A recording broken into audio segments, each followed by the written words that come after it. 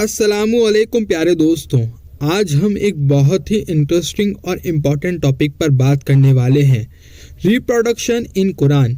अक्सर लोग सोचते हैं कि कुरान एक स्पिरिचुअल गाइडेंस देता है, लेकिन अगर हम ध्यान से देखें तो ये हर चीज़ का इल्म देता है, इंक्लूडिंग ह्यूमन क्रिएशन और रिप्रोडक्शन। आज हम स्टेप बाय स्टेप समझेंगे कि कुरान में रिप्रोडक्शन कैसे डिस्क्राइब हुआ है और साइंस के साथ कैसे मैच करता है। तो चलिए शुरू करते हैं आज की ये video. Reproduction in Quran part 1, origin of human life. Quran में अल्लाह ने बार बार बताया है कि इंसान बहुत ही सिंपल से ओरिजिन से आया है। सूरे अल कियामा आयत नंबर 75 में अल्लाह फरमाता है, created from a drop of sperm. ये एक बेसिक और क्लियर एक्सप्लेनेशन है ह्यूमन रिप्रोडक्शन का। पहले एक ड्रॉप यानी माइक्रोस्कोपिक फ्लूइड से इंसान का डेवलपमेंट शुरू होता है।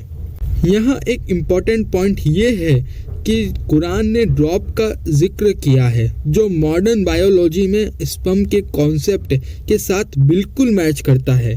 ये ही स्पर्म फीमेल ओवम के साथ मिलकर एम्ब्रॉय क्रिएट करते हैं। अल्लाह ने ये इस तरह डिस्क्राइब किया है कि हम समझ सकें कि सब कुछ अल्लाह की मर्जी से होता है। जैसा कि हम सब जानते हैं कि मेल बॉडी से निकलने वाला स्पर्म जब फीमेल बॉडी के अंदर ओवरी से निकले हुए ओवम के साथ जब मिक्स होता है यानी फर्टिलाइज्ड होता है तो बनता है एम्ब्रॉय। पार्ट 2 यानी स्टेजेस ऑफ डेवलपमेंट।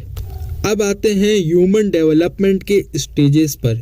कुरान में सूरे अल मोमिनून में कहा गया है कि हमने इंसान को नुत्फा से, फिर नुत्वा को अलाका से, फिर अलाका को मुद्गा से बनाया है।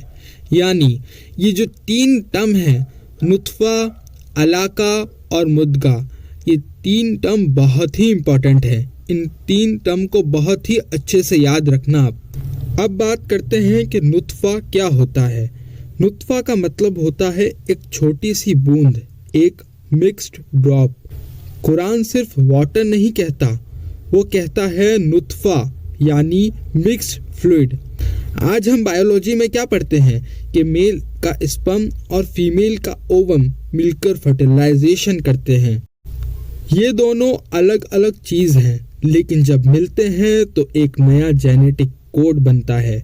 कुरान ने सिंपल लफ्ज़ों में कह दिया है, मिक्स्ड ड्रॉप यानी वो ड्रॉप जो 2 अलग अलग पार्टिकल और सब्सटेंस से मिलकर बनी हो। और यहाँ पर ये क्लियर है कि मेल का स्पर्म और फीमेल का ओवम ये दोनों ही हैं जो फर्टिलाइजेशन करवाते हैं।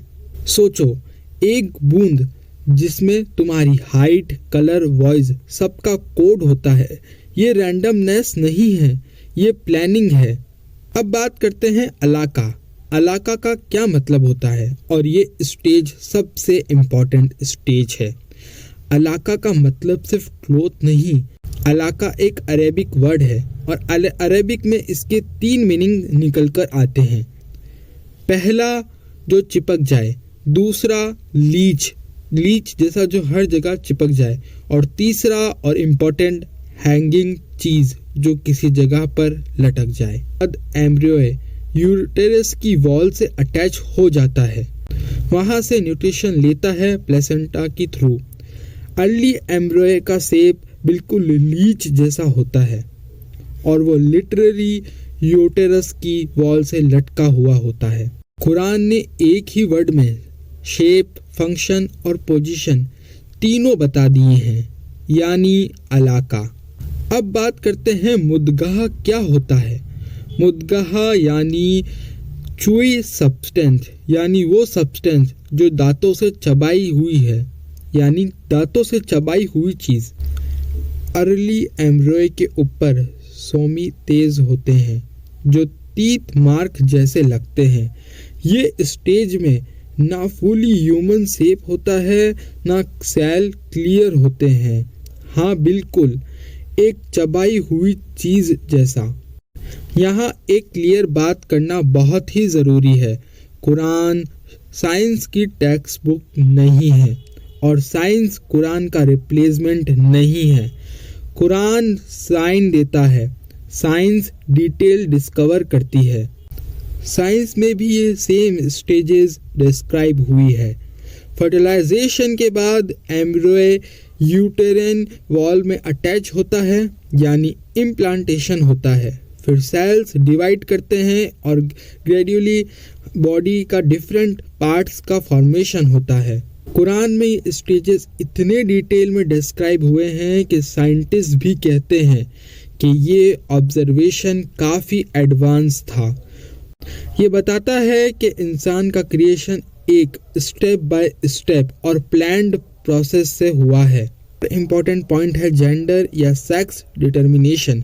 कुरान में सूरे अल हुजूरत और सूरे अन नज्म में इनडायरेक्टली मेंशन है कि अल्लाह ही डिसाइड करता है कि बच्चा लड़का होगा या लड़की।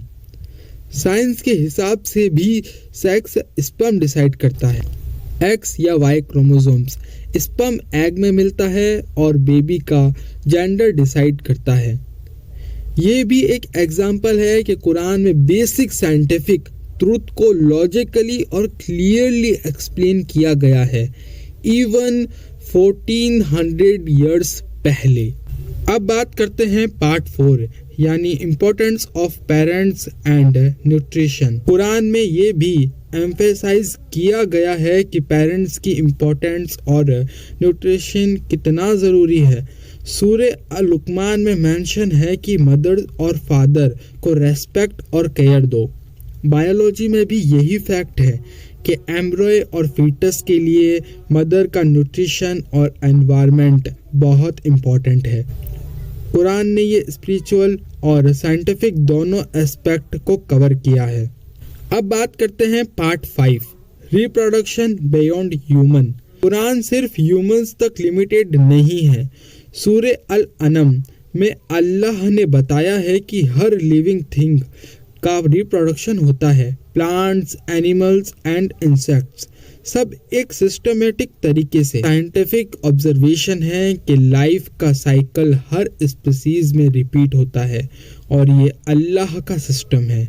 ये सिस्टम अल्लाह ने बनाया है। Part 6 lessons and reflections. अब हमें इससे क्या सीखना चाहिए?